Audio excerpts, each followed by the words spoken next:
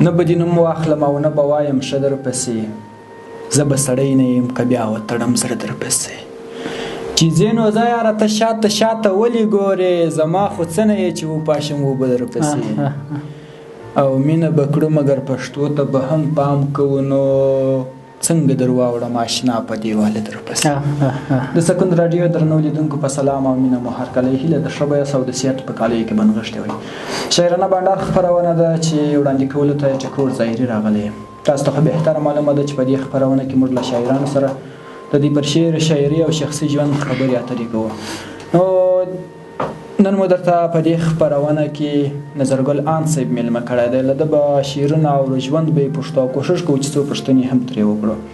آن صاحب په سلام او هرکلی کوم او زموږ په دې ادبي خپرونه کې درته ډېر زیات ښه راغلاست وایم او مننه چې زموږ بلنه مو منله او د سکون راډیو تر دفتر راغلاست ډېره مننه ښاغلی ټکور صاحب تاسې او همداشان د دې ادبي خپرونې ټولو درنو لیدونکو ته سلامونه په دې هیله چې تاسې او ټول درنه لیدونکي به د شخصیت خاوندان یاست ډېره مننه آن صاحب راځه په لومړي کې به یو غزل درنه واورو بیا به مخته ځو مننه ټکور صاحب زه تاسې او درنو لیدونکو ته یو غزل ډالۍ کوم په دې هیله چې خوښ مو سي غزل البته زوړ غزل دی وایي که بې دیدنه سي روان د یار له دره سړی زړګیه درد وکړي کړېږي له پرهره سړی که بې دیدنه سي روان د یار له دره سړی زړګیه درد وکړي کړېږي له پرهره سړی او بچي یې وږي دي په کار پسې سهار راوتی بچي یې وږي دي په کار پسې سهار راوتی ناهیلی ګرځه دی توبه تر مازدیګره سړی او د بنګړو ډک پټو یې راوړ د لیلا پلو ته د بنګړو ډک پټو یې راوړ د لیلا پلو ته له مودو پس کلي ته ځي له پېښوره سړی د بنګړو ډک پټو یې راوړ د لیلا پلو ته له مودو پس کلي ته ځي له پېښوره سړی او د بت په څېر که یې د سرو زرو څه جوړ کړې منګر د بت په څېر که یې د سرو زرو څه جوړ کړې منګر چې انسانیت نه لري خلاص دی له زیواره سړی او وروستی بیت یې دی انده پرتې چې د هر ښکلي پر باړخویې اوبه انده پرتې چې د هر ښکلي پر باړخویې اوبه تږی نو څنګه سي رهي له سمندره سړی بلا خوندور ډېر خوندور آن صاحب ژوند مو څنګه روان دی مننه ټکور صاحب اوله موضوع داسې ده چې د شاعرانو ژوند معمولا د ډېرو ستونزو سره مخامخ وي تر کومه حده چې زه د شاعرانو په ژوند باندې معلومات لرم یا خپل د ژوند څخه قیاس کوم له ډېرو ستونزو سره وي خو بیا هم د دې ستونزو د ژوندانه د ستونزو په وړاندې مهمه دا ده چې مقابله وکړو مبارزه وکړو نو په لنډه کې درته وایم چې ژوند مو ښه دی او ورڅخه راځي ډېره مننه وایي هغه خبره زما په سترګو کې د سواله نه وه هغه خبره زما په سترګو کې د سواله نه وه هغه مینه و خو مینې ته لیواله نه وه او یا به په ما پسې خفه وه یا به بل څه چل و خو چې ډولۍ ته ورختله نو خوشحاله نه او ګېډۍ وړی سم لو کولی سم په ګوټ کې ښه یم زما به هسې په نصیب کې کلیواله او هغه هوښیاره وله مخکې نه ډاډه اوسېده هغه هوښیاره وله مخکې نه ډاډه اوسېده هغه چې تله هغه زما په رنګ بده حاله نه وه راځه له تا یې مننه زه بل غزل درته وایم دا چې نوي غزلونه نسته را سره نو د یادو یې درته وایم ځکه زاړه غزلونه مې ټول ذهن کې دي او نوي غزلونه مې چندانې نه دي تکرار کړي نو په دې خاطر مې ذهن کې نه دي پاته سوي زوړ غزل دی وایي کلک لکه ډبره دی دا ستا زړګی هېڅ دې رحم نه کوي پر ما زړګی کلک لکه ډبره دی دا ستا زړګی هېڅ دې رحم نه کوي پر ما زړګی ډېر د ماهرین په غلا کولو کې ښکلو دی غلا کړی له هر چا زړګی ډېر د ماهرین په غلا کولو کې ښکلو دی غلا کړی له هر چا زړګی وژنې چې انسان سینه کیسه لري وژنې چې انسان سینه کیسه لري دې خلکو ساتلی د بلا زړګی او بل بیت دی ښکلو ته تقریر د یارانې کوي ښکلو ته تقریر د یارانې کوي انته خدای ورکړی د مولا زړګی ان صاحب دا راته ووایاست څنګه مشاعرې شروع کړه ولې مشاعرې ته مخه کړله ولا ټکور صاحب موضوع داسې ده چې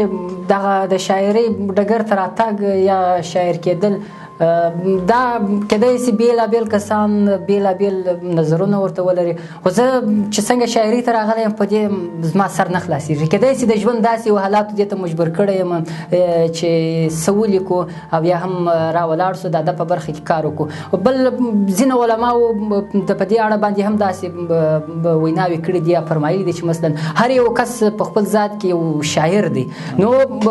ځینې کسان داسې وي چې د دې استعداد د غوړېدا دپاره کار سوی وي یا هغه مینه دومره مغلوبه سوې وي ډېره سوې وي چې هغه بالاخره برسېره سوې وي نو لنډ ډول وایم چې شاعري ته راتګ کیدای شي د ژوند حالات او یا هم د ژوند داسې ترخې پیښې وي چې هغه دې ته زه او یا نور کسان مجبور کړي وي تر څو شعر ولیکي او ښه مثال یې زموږ او ستاسې د هېواد جګړې وي او بل لوی مثال یې زه مینه هم بولم کیدای شي چې مینه هم ورسره علاقه وي یو دا دی چې اصل کې زه په شاعري باندې مین یم نو ځکه په طلب کې هم ډېر یم ښه ډېر ښه نو دا راته ووایه مینه مو کړې که یا بې مینې خو ژوند ګران دی ځکه مینه خو هغه څه ده چې ژوند ورباندې ودام دی او بغیر له مینې څخه ژوند هېڅ معنا نه لري نو مینه مې کړې ده مینه به کوو او د مرګ تر ساعته به مینه پالو ښه د وطن خاورې ته د مور په رقم ژمن هم شته ښه سړي هم شته او د نه سړي زامن هم شته اوس زلیخا نسته چې تور ورباندې ولګوي یوسفزاد هم شته مصر هم شته او لمن هم شته غمه له غوښو او له وینو مکمل خلاص یم ته خپل خوراک کوه اډونه شته څرمن هم شته اوس چې نو څیرې ګریوان ګرځم بیخي شین شرم دی خو ستا د زلفو پریماني هم ده او ستن هم شته پرېږده یې زما د زندګۍ په اړه هېڅ مه پوښته شاده سپین ږیري ته یې ورکړمه او بن هم شته راځه څو مسلسل غزلونه له تا اورو مننه نو زه یو بل غزل درته وایم البته دغه وروستي بیت پر د موضوع باندې به لږ څه رڼا واچوم ځینې خلک وایي شاعري زموږ د ژوند یا د ټولنې بد کلتورونه رابرسېره کوي او هغه خلکو ته ورپېژني په دغه وروستي بیت کې ښاغلي شاد صاحب څومره ښه موضوع یاده کړې وه چې مثلا هغه چې پښتني پیغلې یا ښځې بغیر د هغوی له خوښې څخه بل چاته ورکوي نو دا یو داسې موضوع ده چې باید په دې برخه کې پښتانه وروڼه متوجه اوسي او له ډېر جدت څخه کار وانخلي نو نه غواړم چې پر دې موضوع ډېر وغږېږم بل غزل درته وایم وایي د کلو کلو رنځور یم خو مړ نه یم زه پښتون د غم انځور یم خو مړ نه یم د کلو کلو رنځور یم خو مړ نه یم زه پښتون د غم انځور یم خو مړ نه یم د ژوندون بلاوي ما په غیږ کې اخلي د ژوندون بلاوي ما په غیږ کې اخلي زمانې لره مجبور یم خو مړ نه یم او د دې خولې سره دې سایه کوه پام چې له دې خولې سره دې سایه کوه پام چې خان صاحب ستا مزدور یم خو مړ نه یم او فکر کوم دې غزل کې مې یو بل بیت تېر سوی دی نو وروستی درته وایم مقتدا ده وایي ان د دا خلک به کله ما په دار کړي ان د دا خلک به کله ما په دار کړي په دې خلکو کې منصور یم خو مړ نه یم او ځینې نور بیتونه هم درته وایم وایي زه پښتون ځان ته باچا وایم غلام یم له دې خپلې ناپوهۍ څخه ناکام یم زه پښتون ځان ته باچا وایم غلام یم له دې خپلې ناپوهۍ څخه ناکام یم کاروانونه ټول روان دي له موږ مخکې لا ویده د غفلت غېږه کې ارام یم کاروانونه ټول روان دي له موږ مخکې لا ویده د غفلت غېږه کې ارام یم ما څښلي د خپل ورور د وجود ویني ما څښلي د خپل ورور د وجود ویني د وحشت څخه ډک د نفرت جام یم او بل بیت دی سرزوري چې مې کول نو دا مې حال سو ان د و ځکه اخته په دې انجام یم او د ښکلو په جهان کې بې له یاره ژوندون تریخ دی غربت سالم رامات کړمه بادار ژوندون تریخ دی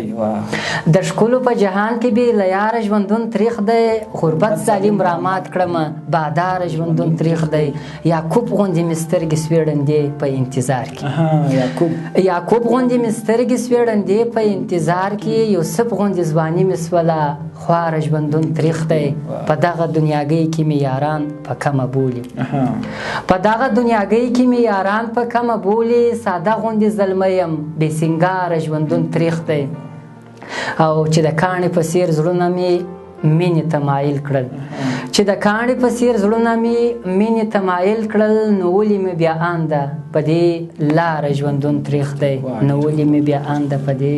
لاره ژوندون ډېره مننه کورم آباد ډېر خوندور غزلونه و دا چې د خپرونې وخت ګورو نو د خپرونې وخت په خلاصېدو دی مننه کورم آباد چې راغلاست او ډېره مننه ستاسې څخه مننه چې په دې ادبي خپرونه کې مو موږ ته